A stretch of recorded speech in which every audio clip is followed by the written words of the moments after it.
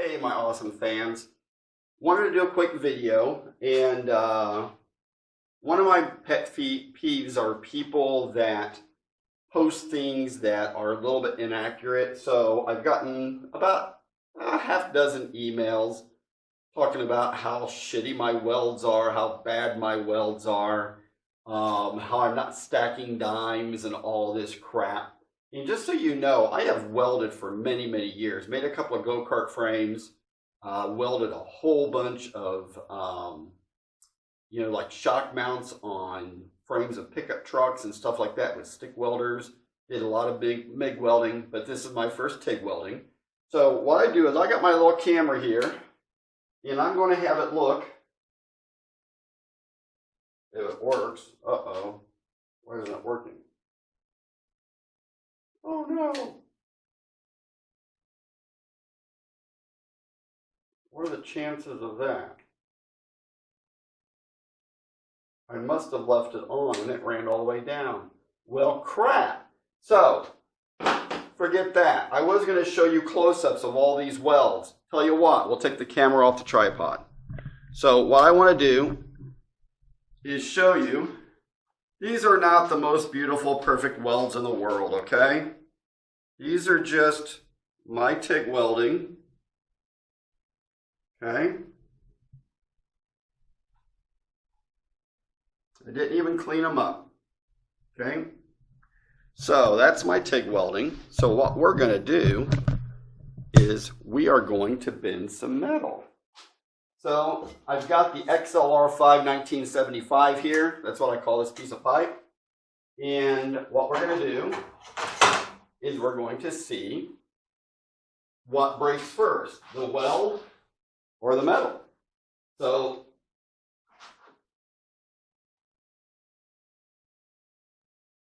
oh my God.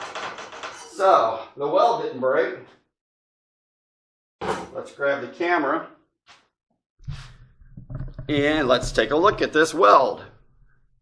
So as you can see, I actually started to bend my square tube. Okay. And that's my weld with some pinholes and crap in it. Okay. So I want everybody out there to understand that this extremely scientific test we're doing right now is testing my welds. Let's test this weld. This should break. This well, I don't know if the weld will break, but this smaller diameter tube should definitely, it might break the weld. I hear a little cracking.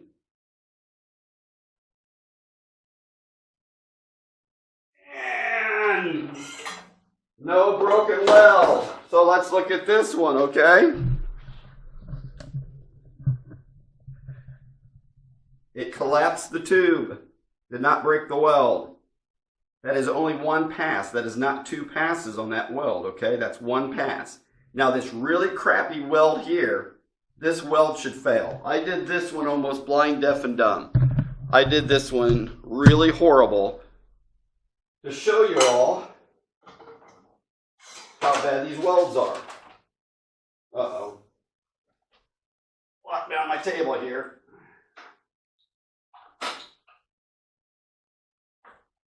Now, if you followed my YouTube channel along, you know I only want facts. I hate speculation. I hate assumptions. I hate guessing. I want you to be educated. Holy shit. It's gonna move the whole table. Ah, there goes the weld. Okay, so let's see what broke here. Let's see what broke here. And actually, well, that's interesting. The weld didn't break. The metal broke. Yeah, I pulled that metal apart. My guess is that metal got a little bit brittle because I got it really hot. And hopefully that's not too blurry on you. But I actually broke the metal pipe there, the tubing. My guess is I did weaken that tubing, but you know, I've never taken this small of diameter chrome moly and just tried to break the tube before. And I guess we should, well, no, I can't try it because if I put it in the vise, it will just bend it. So I know it will bend. But let's see, since we've got you all on here, if we can break one of these loose.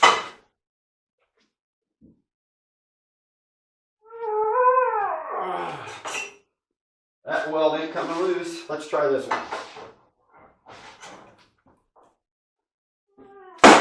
Uh-oh. I'm gonna break my table. Ugh. Oh wow, I tore the tube. Actually, that hurt my back. But right there, I started pulling the tube open. But I think you'll understand now that my welds are pretty damn good. Okay? And keep in mind, when you're designing an airframe, almost no welds. Hang on, gotta sneeze. Excuse me. No welds see a side force like this. Normally they're in tension. If you're a good engineer and you're designing something, everything is in tension or compression in a weld. So you would never see that kind of force on a weld. But I'm guessing, see, I had this thing cranked up so I could do it really quick. I'm guessing that I made the metal brittle because I got it too hot. I took 10 minutes to weld these up after I got an email. And somebody says, I would never get in an airplane that you have made and fly it because all your welds are going to fall apart. And I know my welds ain't going to fall apart, people. Okay? So, look, my welds aren't sexy like the guys on YouTube. Oh, well. But I know how to weld. I know when I'm looking at it visually, if the base metal is turned into a liquid, if my filler rod's intermixing with that, I look at how much penetration I'm getting. I've taken my saw. I wonder if I could do that right now. I'm not sure how I would get a section cut on this to look at the penetration of that weld. But I have cut where I've done some angle together and looked at the penetration, and it's about halfway into the metal. On this tubing, you got to be super careful that you don't go through it because it's thin wall. But look, I know my welds are going to hold up. Hopefully you've seen this little demonstration that the welds are extremely strong.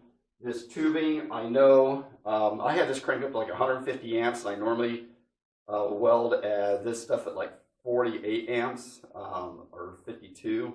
So I know what went wrong here, which is kind of an interesting test because I've read about chromoly. If you get it too hot, it will become brittle. And I'm almost guaranteeing you that's what happened here. That's pretty cool when you think about it. So thanks for watching this sweet, short little video. And we're going to tear more stuff up as I build this airplane because I know more people are going to really try to piss me off. And I know people are going to say, Damon, don't let it get under your skin. It doesn't. It really doesn't. But people who don't know any better, who see some of these posts out there, are going to believe some of this bull. So the only reason I do these videos is that hopefully have you all enjoy them, get a little bit educated. We learn things together. But I know without a doubt my welds are sound welds. Okay, they're not beautiful, they're not sexy. If somebody wants to give me the lottery numbers so I can win the lottery, and I'll go over to the Lincoln Welding School in Ohio or wherever it is for a year and learn to do beautiful, sexy little welds, I'll do it, okay? But my welds are plenty safe enough. God, if you guys remember my yellow buggy, I re-welded the whole back end of that and drove the shit out of that buggy for 4 years, and nothing ever broke on that buggy, and that was cheap Chinese steel. I mean, that was steel that when I welded it, I mean, it turned funny green colors. I mean, it was crazy stuff. So, rock on, everybody, and we're going to tear up a lot of stuff when we make this big airplane. And I'm going to do a lot more testing of the welds so that people can say, well, what if you're doing a tube to a tube? Okay, I'm going to weld a tube to a tube, and we're going to try to twist it off the tube, okay? Or somebody goes, what if you're welding it to a flat plate? Well, this square is pretty close to a flat freaking plate. So, rock on, everybody, and we'll be back soon. Take care.